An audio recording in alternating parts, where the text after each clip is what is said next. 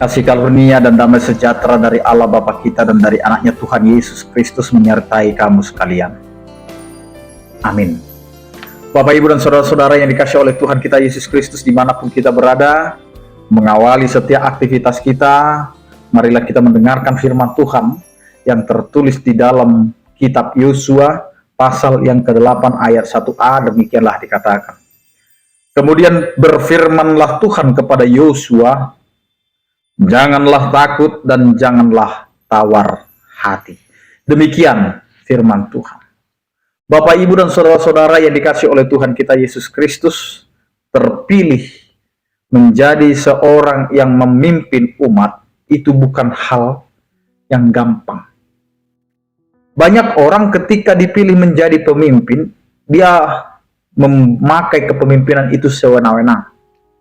Terkadang dia menjadi penindas. Terkadang dia menjadi orang yang hanya mampu memerintah tetapi tidak mau diperintah. Karena terkadang menjadi seorang pemimpin itu menjadi otoriter. Hanya kemauannya tidak mau mendengar. Tetapi apa yang terjadi dalam kehidupan pemimpin-pemimpin umat pilihan itu tidak seperti apa yang ada di pikiran kita. Pemimpin-pemimpin itu harus memberikan pembaharuan, harus memberikan kehidupan, harus mengetahui ke jalan manakah dia akan mengarahkan umat itu. Apalagi dengan banyaknya tuntutan, banyaknya permintaan, keinginan. Tidak hanya satu orang yang dipimpin, tetapi ratus ribuan orang. Karena itu Bapak, Ibu, dan saudara-saudara, kekhawatiran yang dialami oleh Yosua itu akhirnya membuat dirinya datang kepada Tuhan untuk meminta kekuatan. Sehingga dia mengakui kekhawatiran itu, dia mengakui ketakutannya itu. Bagaimanakah seorang Yosua mampu memimpin umat Allah? Sehingga Allah berfirman kepada Yosua, jangan takut dan janganlah tawar hati. Yang pertama Bapak, Ibu, dan saudara-saudara, dalam setiap kehidupan kita, ketika kita mau melangkahkan kaki kita, ketika kita mau menjalani setiap kehidupan kita, yang pertama yang perlu kita pahami di dalam kehidupan ini adalah jangan takut. Jangan takut itu membuat kita akhirnya berani untuk melangkahkan kaki kita. Berani untuk mengambil keputusan. Karena keputusan yang kita ambil hendaklah dibarengi keyakinan. Bahwa keyakinan kita kepada Tuhan janganlah tanggung-tanggung. Tetapi harus benar-benar yakin bahwa Allah akan beserta kita. Allah akan menguatkan kita. Allah ada bersama-sama dengan kita. Jadi inilah yang perlu kita sadari. Ketika kita menjalani hidup, banyak hal yang kita inginkan, banyak hal yang mau kita gapai dan capai. Tetapi Tuhan menitipkan pesan kepada kita, jangan takut. Yang kedua, jangan tawar hati. Ini mau mengatakan kepada kita Bapak, Ibu, dan saudara-saudara, apa yang kita harapkan, apa yang kita jalani, apa yang kita sedang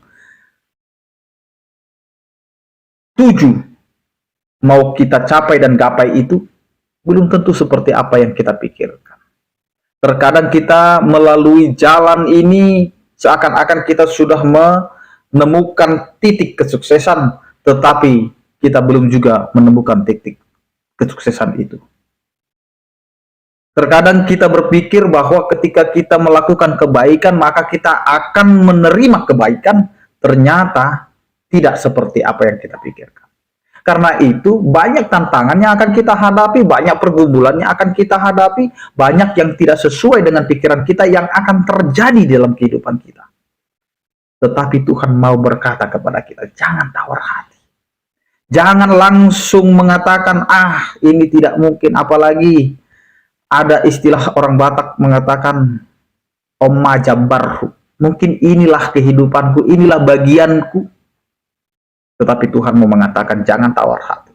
Mungkin hari ini engkau gagal. Mungkin hari ini engkau menghadapi segala kesulitan, tantangan, kedukacitaan, dan lain sebagainya. Tetapi Allah mau mengatakan, jangan tawar hati. Kalaupun itu terjadi, ingat Allah berpesan, jangan takut.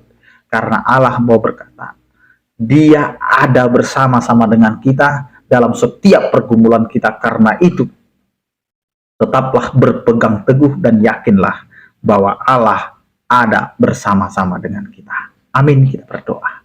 Terima kasih Tuhan untuk peneguhan yang daripadamu, sehingga kami dapat melalui dan menjalani setiap kehidupan kami hanya untuk memuji dan memuliakan nama-Mu. Berkatilah pekerjaan kami, aktivitas kami sepanjang hari ini, agar apa yang kami lakukan itu sesuai dengan kehendak-Mu. Biarlah Tuhan setiap orang percaya Engkau berkati. Yang sakit Engkau berikan kesembuhan, yang berduka Engkau berikan penghiburan, yang bergumul Engkau berikan penyertaan. Kepadamu-lah kami serahkan.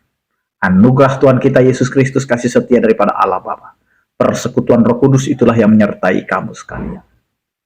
Amin. Selamat beraktivitas, tetap menjaga kesehatan, andalkan Tuhan dalam kehidupan kita. Salam sehat dari kami, Tuhan Yesus memberkati. Horas.